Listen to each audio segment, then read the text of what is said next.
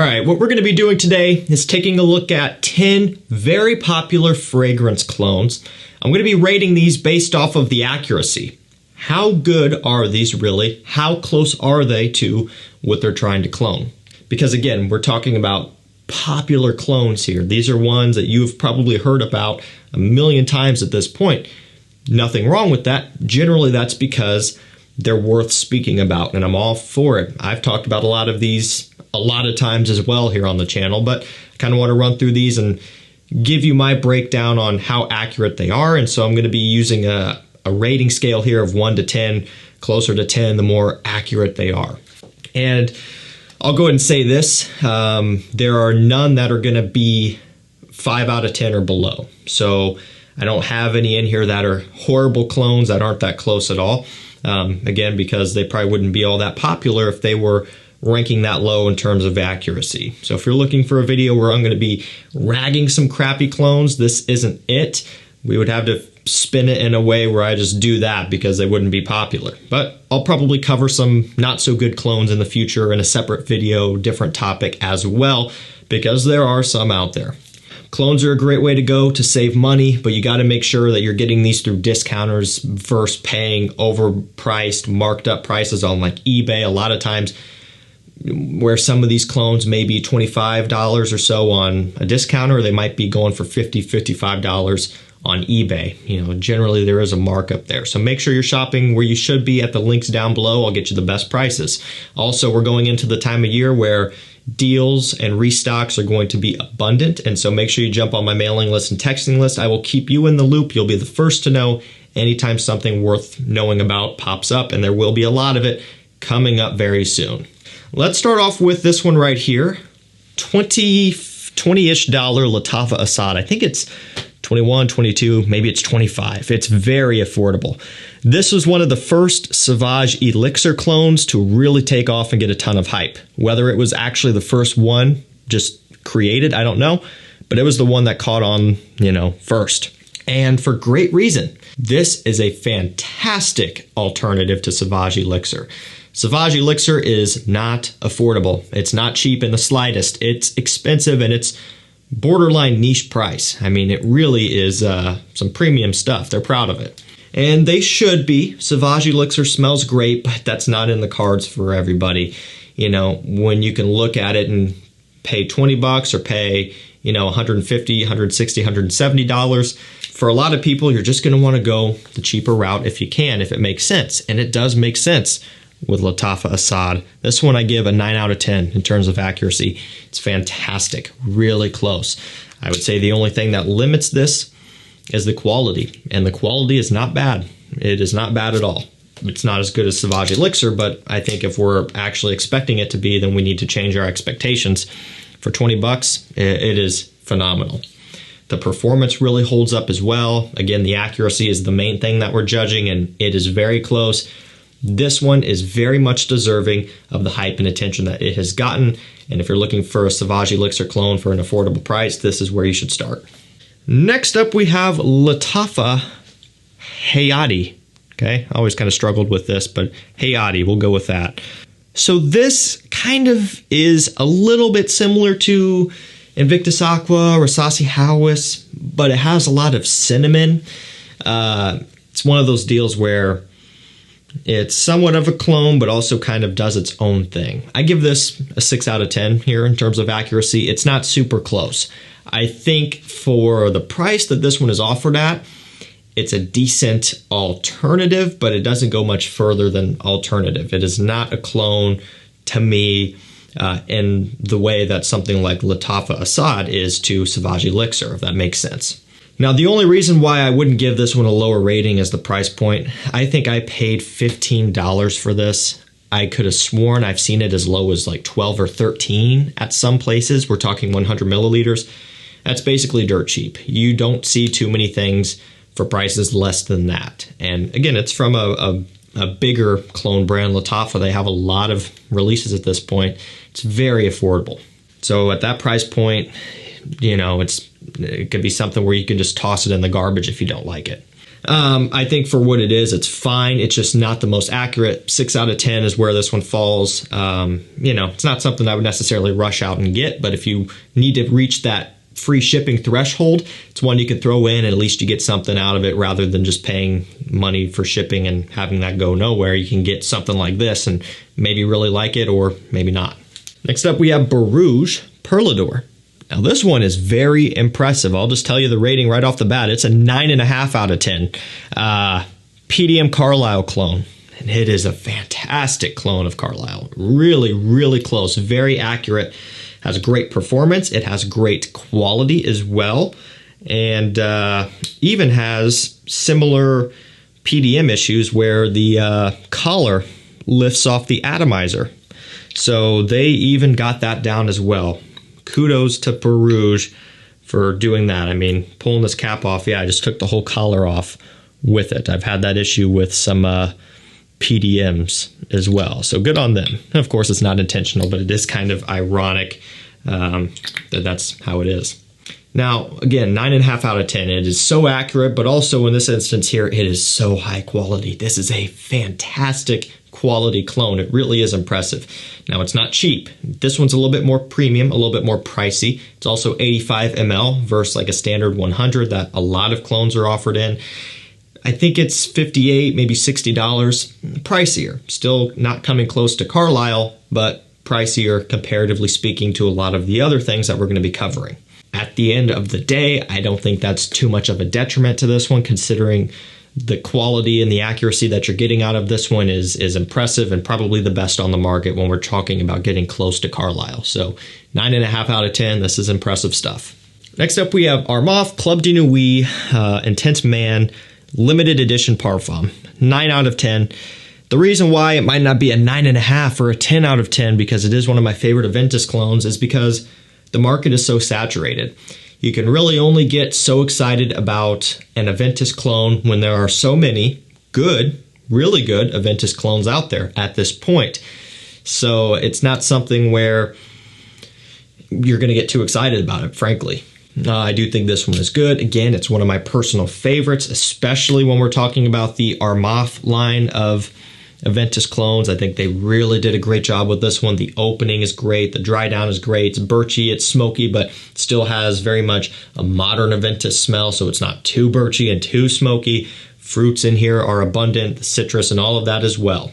And parfum concentration, which I like, has great performance. Quality is acceptable, probably more than acceptable.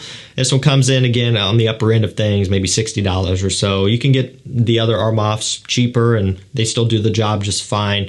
But again, if I were to be only purchasing one Aventus clone, this would probably be in the running for sure, very high up, within the top 2 or 3 that I would end up choosing. Next up, Rochas Mustache Eau de Parfum. So this one's been dubbed as a YSL Tuxedo clone, and that's kind of what made this one rise to popularity.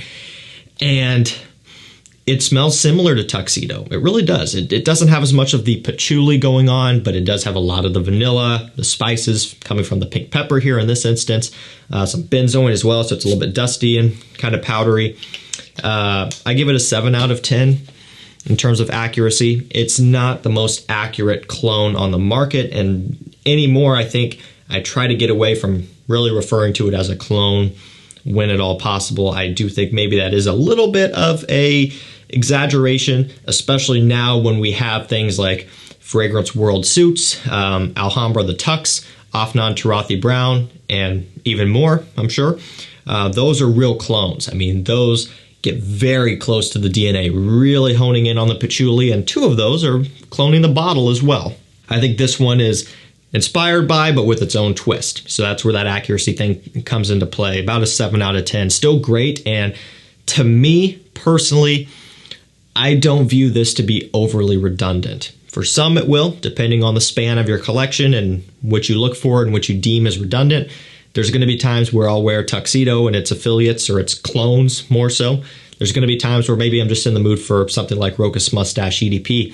This one's more mild, probably a little bit more wearable. Frankly, probably a little bit more mass pleasing. It just depends on what you're after. So accuracy, it's a good little deviation from that DNA. And I do like it for that reason. It's also pretty affordable in the $50 to low $60 range. Fragrance World Starm Men Nebula is up next. This is a 9 out of 10. What is this one a clone of? Well, Mugler's Pure Malt, okay?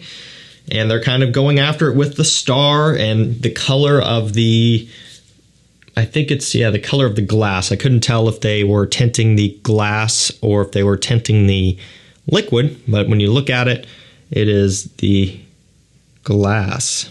I guess it doesn't matter. I can't tell at this point. Maybe a little bit of both.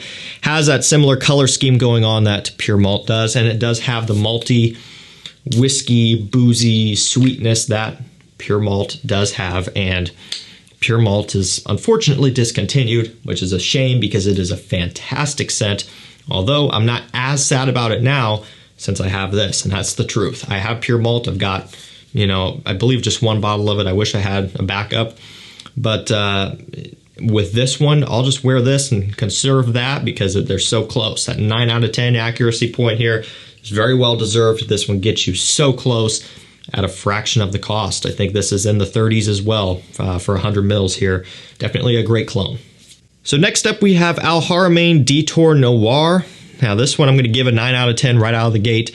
You guys know it already. It's PDM Layton clone, and it is a fantastic clone. I would say the only one that probably has this beat but is about double the price is Amber Oud Exclusive Blue. It's popular, but it's not as popular as this, and so it didn't make it in the video, and I'm not going to put 2 Layton clones in here. And so since this one was more popular, it takes place in the video. All around, if you're just going to call it Amber Oud Exclusive Blue, would be the better clone, but it's also more expensive. So I guess it depends. If you're going for affordability, this is probably better because it's more affordable. But if you're going for just quality and accuracy and price is not an issue, then Amber Oud Exclusive Blue would take the cake. It just depends on where you're at. Everybody's in a different situation. And the span between Amber Oud Exclusive Blue being a bit more expensive than this and Layton itself is still big, so you can't really get into the comments where, oh, if you're going to buy Exclusive Blue, you might as well buy Layton. There's still a big price discrepancy there, so it's not really a matter of that. It's just a matter of, do you want to pay $29, $30 for this or $60 for Exclusive Blue? And I think a 9 out of 10 is a very, very fair and honest rating for this one in terms of accuracy. It is so close, and really, there's nothing that's going to be a 10 out of 10, so Amber Oud Exclusive Blue, probably 9.5. That half percentage point there is kind of where it would be. Not a huge difference, but in quality especially, you can tell there's a difference. Regardless of that, this one deserves every bit of hype that it has received and more. It is a fantastic clone. Missoni Wave is up next here. Now this one is kind of a hybrid scenario. Has a little bit of Chanel Allure Homme Sport and a little bit of Versace Pour Homme mixed. And so, again, kind of combining the best of both worlds here. I give it a 7 out of 10 for that reason, because it's not very close to the Versace. It's not very close to the Chanel either. If it's doing a bit of both, kind of meets there in the middle.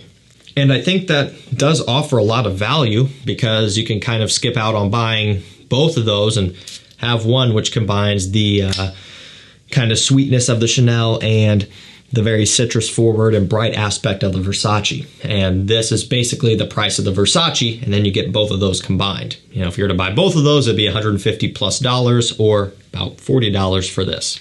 So because it meets in the middle, I'm going to kind of drop it down by a couple points there, but still it gets the job done of nailing that DNA, just kind of, touching on the best parts of both. Next up, we have Charuto Tobacco Veni. This one I give an 8 out of 10 Tobacco Veni clone. Really good. I like it a lot. It's cheap. It's a $20 clone. It doesn't have the kind of Christmas tree pine needle smell that Tobacco Veni has to me. This one really is probably more tobacco and vanilla focused than Tobacco Veni, which sounds weird, maybe not, but it just, what it is lacking is the pine needles kind of Christmas tree smell that I get from the Tom Ford. That's the only thing that's really dropping this one down by a point or so there. but it still does a great job of this DNA. I mean, the tobacco in here is phenomenal. It mixes together great. I love this stuff. It's addicting. It's sexy. It's amazing. And honestly, I'm not necessarily upset that it's lacking that certain part of the Tom Ford, because it kind of makes it a little bit different. You know, if I want tobacco Veni, I can just wear it because I have it. Maybe if you're someone who doesn't like that particular part about the scent, then it's absent here and you would like this one better. But 8 out of 10, it's a great clone. Amber Oud Ruby Edition by Al Haramain. Okay, this one's a 9.5 out of 10. This is a smoke show of a clone. It's fantastic. It's very impressive. BR540 straight clone. Okay, and that one is $500 or more. It's incredibly expensive. Has almond. This also has almond. That's how you know they're going after the straight. And of course, also just by smelling it, you pick up on that. Slightly more rich, slightly more of a woody depth, and the almond gives it kind of a nuttiness and a bit of a creaminess as well.